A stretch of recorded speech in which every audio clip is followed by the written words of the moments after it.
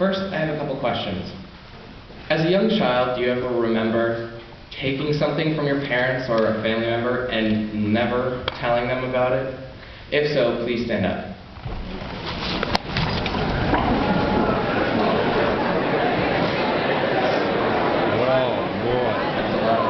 Very, very guilty children.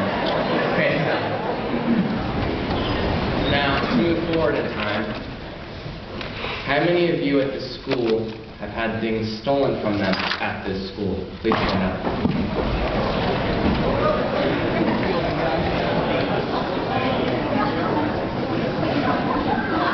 All right, sit down.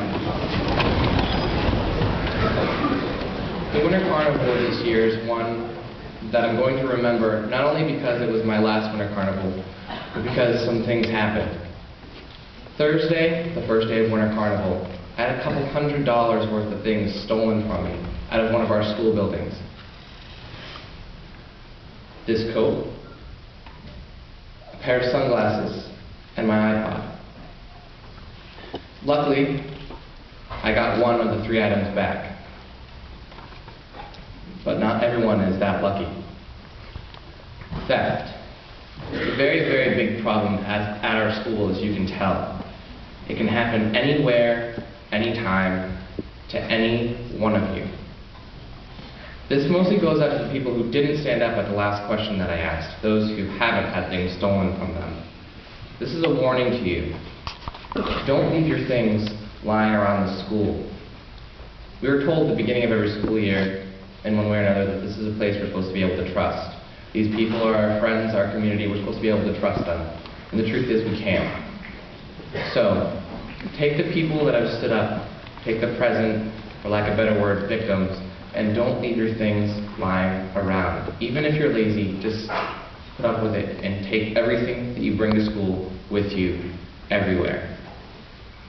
The Academy Student Handbook states, any serious moral offense, for example, acts of vandalism, theft, violence, or the possession of weapons of any kind, renders a student liable for immediate expulsion. With that said, knowing that no one here wants to be expelled, think more carefully before doing. They say, think before you speak. And now I'm telling you, think before you do. Don't become a victim of theft.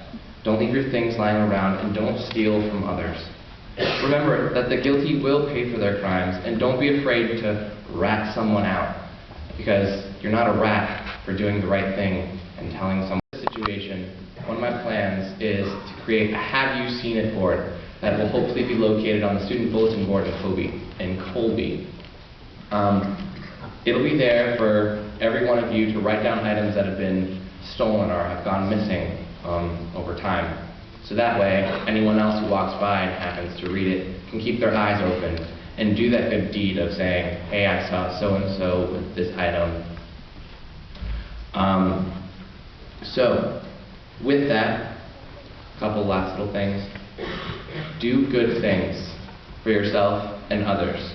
Don't be afraid to speak out. Your voice will be heard. Thank you.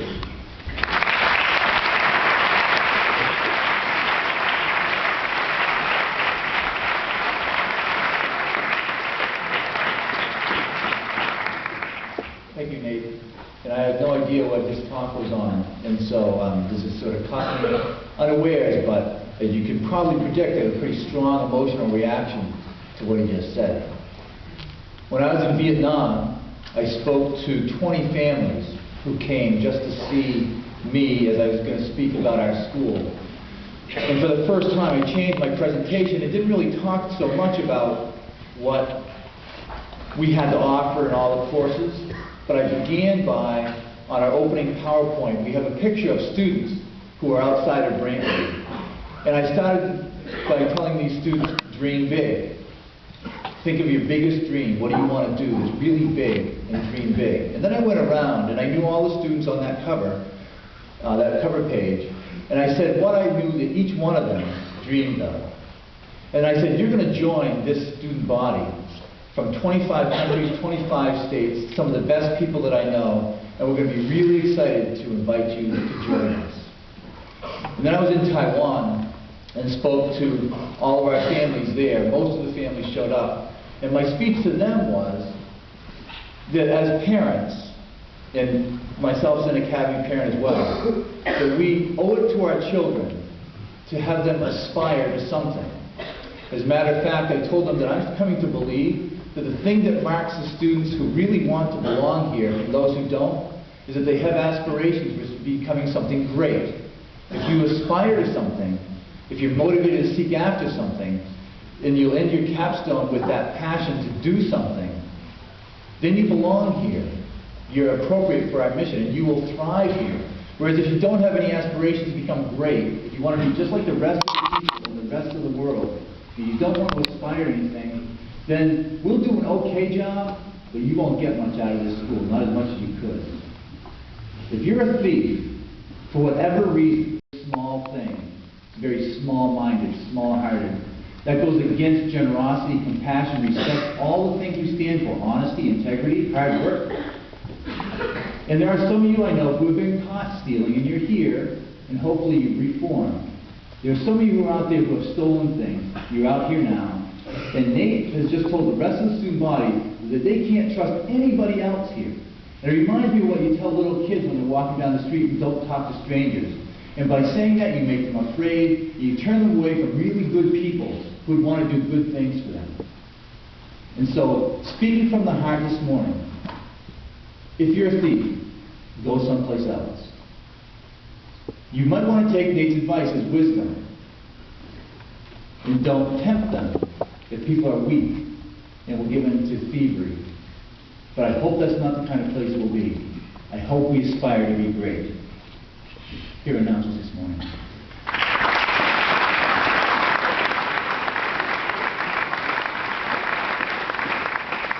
morning, everyone. Today is Monday, March 26th. It is a White Day.